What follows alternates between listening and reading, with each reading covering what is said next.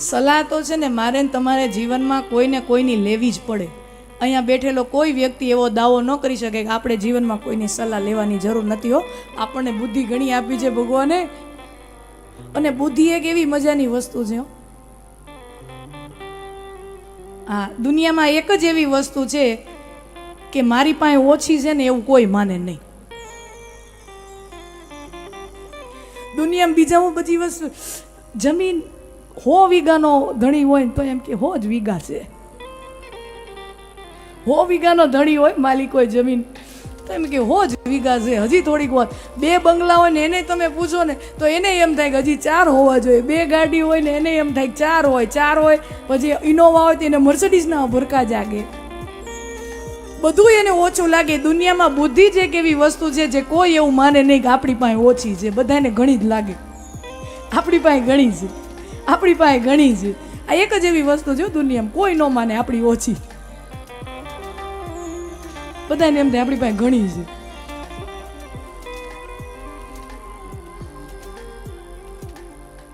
તો સલાહ તો મારે ને તમારે સ્વજનો લેવી જ પડે.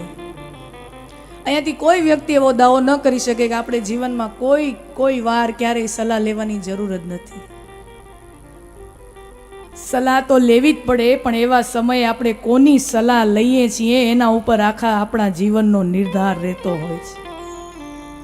હા, કોક અવળો માણા ભટકાય, અવળી સલાહ આપે તો કરોડપતિને રોડપતિ થતા વાર નથી લાગતી, અને કોક સાચો માણસ સારી સલાહ આપે અને સાચો માણસ વ્યવસ્થિત રસ્તો બતાવે તો રોડપતિને કરોડપતિ થતાય વાર નથી લાગતી. હા, કોક સાચું માણસ જીવનમાં આવી જાય ને, જે સાચો માણસ આપણને સાચો રસ્તો બતાવી જાય ને, એ જીવનનું સૌથી મોટું ધન છે, સૌથી મોટું સદભાગ્ય છે. મથુરાના મહેલમાં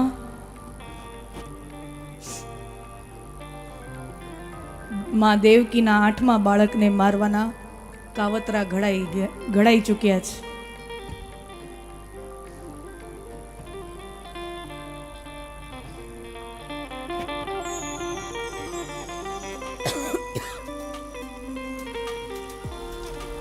આ બાજુ યમુનાની પેલે પાર મથુરાના મહેલમાં જે બાળકને મારવાના કાવતરા ઘડાણા, એ જ બાળક ગોકુળની મધ્યમાં નંદ બાબાના આંગણે જ્યારે પધાર્યો છે, ત્યારે ગોકુળ ગામના સર્વ ગોપ ગોપીઓ પોતાનું બધું કામ છોડી અને નંદ બાબાના ઘરે લાલ પીળા રેશમી વસ્ત્રો ધારણ કરી, માખણ મિશ્રી અબીલ ગુલાલ લઈ અને નંદ બાબા અને માં યશોદાને વધામણા આપવા આવે છે.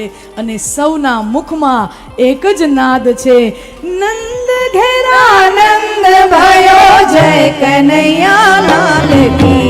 નંદ ઘેરા નંદ ભયો જય કનૈયા લાલ કી. નંદ ઘેરા નંદ ભયો જય કનૈયા લાલ કી. નંદ ઘેરા નંદ ભયો જય કનૈયા લાલ કી. યશોદા કો લાલો ભયો જય કનૈયા, યશોદા કો લાલો ભયો જય કનૈયા લાલ કી. નંદ ઘેરા નંદ ભયો જય કનૈયા લાલ કી. ઘેરા નંદ ભયો જય કનૈયા લાલ કી. નંદ બાબાના આંગણે નંદોત્સવ ઉજવાયો છે. ભાગવતજીના 10મ સ્કંદના 18 શ્લોકો નંદ મહોત્સવના છે.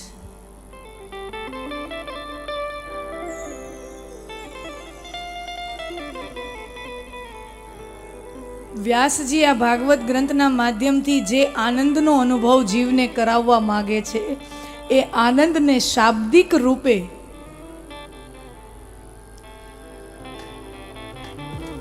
આ 18 શ્લોકોના નંદોત્સવમાં વ્યાસજી એને રજૂ કર્યો છે. આનંદને, એ આનંદના અનુભવને શબ્દ રૂપે પ્રગટ કર્યો છે.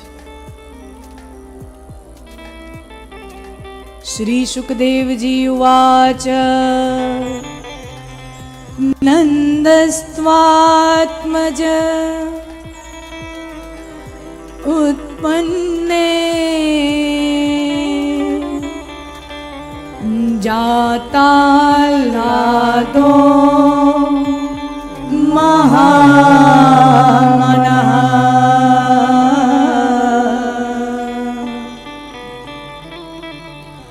आहूय विप्राण वेदज्ञ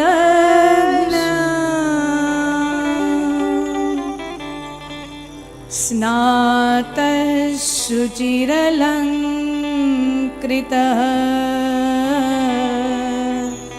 स्नातशुचिरलङ्कृतः नन्दस्त्वात्मज उत्पन्ने जाताह्लादो महामनः आहूय विप्रान वेदज्ञ स्नातशुचिरलङ्कृतः।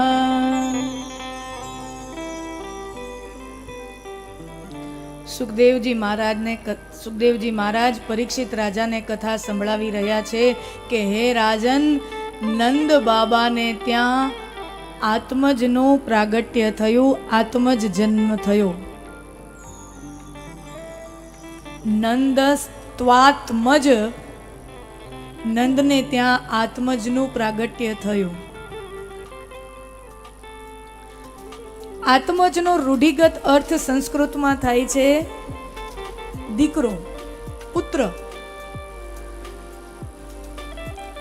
સંસ્કૃતનો ટેકનિકલ ગ્રામર પ્રમાણે સંસ્કૃતમાં આત્મજ શબ્દનો અર્થ થાય છે પુત્ર.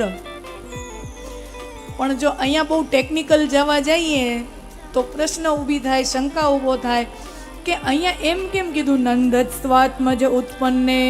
સુખદેવજી મહારાજ તો એવા જ્ઞાની છે, ત્રિકાળદર્શી છે, એને તો ખબર છે આ નંદ યશોદાનો લાલો નથી, આ તો માં દેવકી ને પિતા વસુદેવ નંદન છે. આ નંદ યશોદાનો લાલો નથી, આ તો દેવકી નંદન છે, દેવકીનો દીકરો છે. અને અહીંયા એમ કેમ કીધું નંદસ્ત્વાત્મજ? આ તો વસુદેવના પુત્ર છે. નંદસ્ત્વાત્મજ ઉત્પન્ને.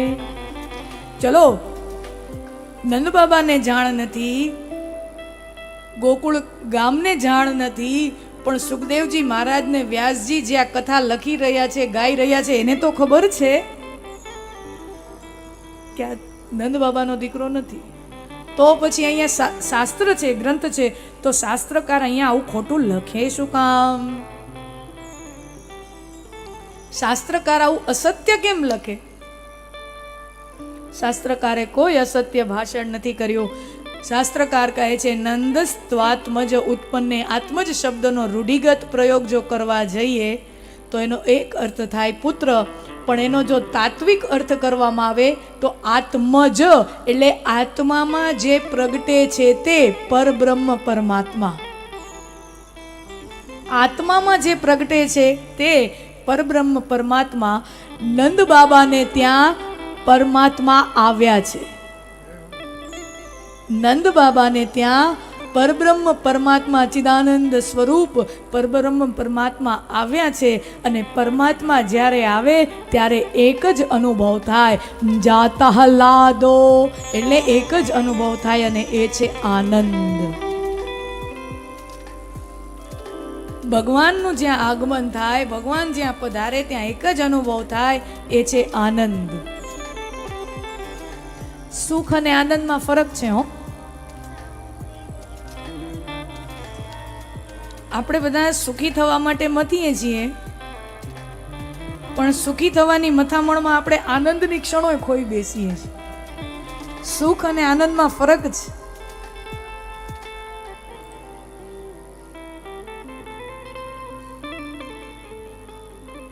માણસ જ્યારે જ્યારે સુખી થાય ને ત્યારે આપણે જોયું છે ઘણી વખત માણા બહુ સુખી થઈ જાય ને ત્યારે સાંકડા મનવાળો થઈ જાય. ઘણી વાર આપણે જોયું છે બહુ સુખી માણા હોય ને એનું મન સાંકડું થઈ જાય. અને આમે સિદ્ધાંત છે મનોવિજ્ઞાનનો, જેમ જેમ લાભ વધે ને, સાંભળજો બરાબર, જેમ જેમ લાભ વધે ને એમ એમ લોભ વધે. માણસ ઓછું કમાતો હોય ને ત્યારે જલસેથી જીવતો હોય. અનુભવ હશે ઘણાયનો. ઓછું કમાય ને ત્યારે હજી વાપરશે. જેમ જેમ માણસ વધારે કમાતો જાય ને એનો લોભ હંગરવાનું વધતું જાય. દબાવીને રાખ દો, આ દબાવીને રાખ દો. જેમ જેમ માણસ વિકાસ પામતો જાય ને આગળ વધતો જાય ને એમ લોભી થતો જાય. આ સમાજનો બધાએ તમે અનુભવ થયો હશે. જેની પાસે ઓછી સગવડ હોય ને મોટા દિલનો હોય. સગવડ જેમ જેમ વધતી જાય ને, હા, મોટા દિલનું હોવું ને એને આર્થિક સ્થિતિ સાથે કોઈ સંબંધ નથી. મોટા મનવાળું થવું એને પોતાની આર્થિક સ્થિતિ સાથે કોઈ સંબંધ નથી. જેનું મન મોટું હોય ને એના નાનકડા ઝૂંપડામાં તમે જાઓ ને તો આપણને એનો મહેલ કરતા વધારે આનંદ આવે.